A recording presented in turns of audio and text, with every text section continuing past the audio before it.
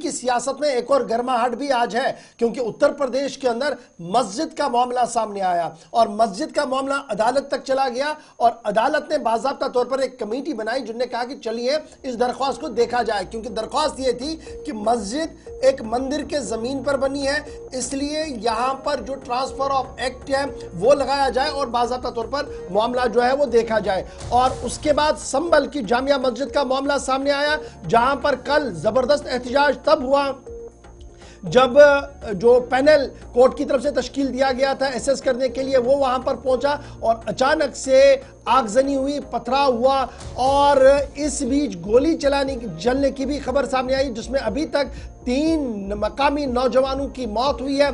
30 से ज्यादा police constables, police के एहलकार जो है वो जख्मी हुए हैं। इस बीच पूरे यूपी के आसपास के इलाकों, जो संभल के आसपास के इलाके हैं, वहां पर सेक्शन 144 इंपोज कर दिया गया है। स्कूल कॉलेज को बंद रखने का एक और हुक्मनामा जारी कर दिया गया है, क्योंकि जामिया मस्जिद संभल का वो इलाका है जो अब इंतहाई हाइपर सेंसिटिव इलाका बनता हुआ नजर आ रहा है। इस बीच योगी आदित्यनाथ की तरफ से साफ कर दिया गया कि मामला अदालत के सामने है, अदालत मामले को देख रहा है और अदालत के हुक्मनामे के तहत ही सब कुछ आगे बढ़ रहा है।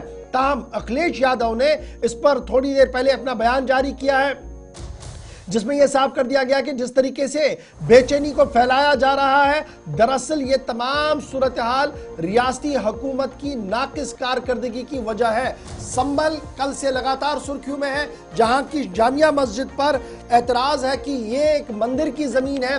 मामला अदालत तक चला गया और कल से जो सूरत हाल है वो तस्वीरें आपके सामने हम रख रहे हैं। लेकिन जरा मजीद डिटेल इस वक्त की ताजा तरीन क्या कुछ है, सीधे अपने नुमाइंदे के पास चलेंगे। ताबिश कमाल हमारे साथ है। ताबिश, अपडेट करें, तस्वीरें कल की है, आज सूरत हाल क्या कुछ है, क्या कुछ अमन पैदा हुआ है इस इलाके के अंदर, और ये जो 3 लोगों की मौत हुई है उसके बाद लॉ एंड ऑर्डर की ओवरऑल सिचुएशन किस तरीके की है?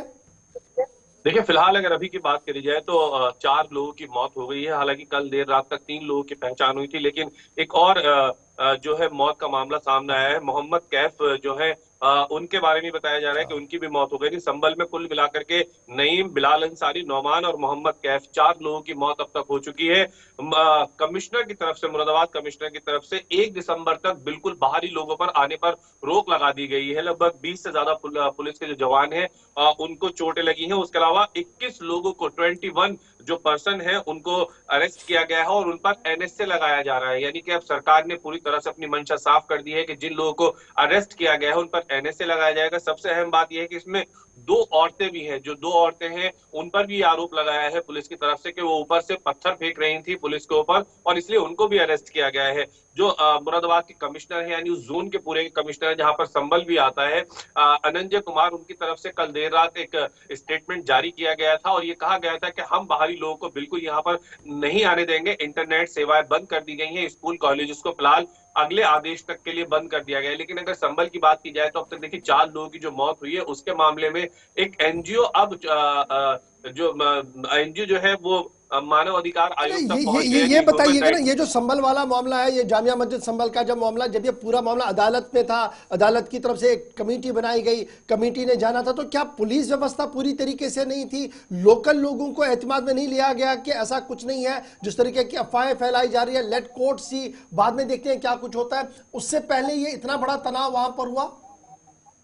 देखिए, ये पहली बार नहीं हुआ। इससे पहले भी संभल में एक टीम जा चुकी थी, पूरी तरह से सर्वे वहां पर हुआ था, लेकिन वहां पर कोई ऐसी चीज नहीं आई थी, क्योंकि वहां से फिर जो वहां के लोकल एमपी हैं संभल के, जियाउर रहमान बर्क हैं, उनका बयान भी आ गया था। उन्होंने कहा था कि ऐसी कोई चीज नहीं मिली है, लेकिन पूरी चीजें सब शांति के साथ हुई थी। हालांकि उस जगह पुलिस भी रही थी, फोर्सेज रही थी और आम पब्लिक भी थी, लेकिन ऐसा कुछ नहीं हुआ था। लेकिन जो कल हुआ है, क्योंकि कल जब ये टीम वहां पर पहुंची है तो आरोप ये लगा है कि ये टीम वहां पर जाते समय कुछ इस तरह के नारे लगा रही थी कि जिससे लोग वहां पर नाराज हो गए। मस्जिद परिसर में जाकर, यानी मस्जिद का जो प्रेमिसेस है वहां जाकर के इस तरह के नारे लगाए गए कि लोग नाराज हो गए, और उनकी नाराजगी की वजह से, चूंकि पुलिस को ये अंदाजा नहीं था, हालांकि पुलिस डिपार्टमेंट का कहना है कि हमारे पास इतनी फोर्सेस थी कि हम सब कुछ कंट्रोल कर सके, लेकिन पुलिस को ये अंदाजा नहीं था कि इस तरह की नारेबाजी एक लगाई जाएगी और उसका रिएक्शन इस तरह का होगा। जब वहां पर नारे लगाए गए, जो वहां लोकल लोग हैं उनका कहना यह है कि पहले नारेबाजी की गई है और उसके बाद ये रिएक्शन हुआ है, और यही बयान जो है जमीयत के तरफ से जारी जारी किया गया है। जमीयत में थोड़ी देर पहले एक बयान जारी किया है, मौलाना अरशद मदनी की तरफ से बयान जारी किया गया, जिसमें उन्होंने कहा है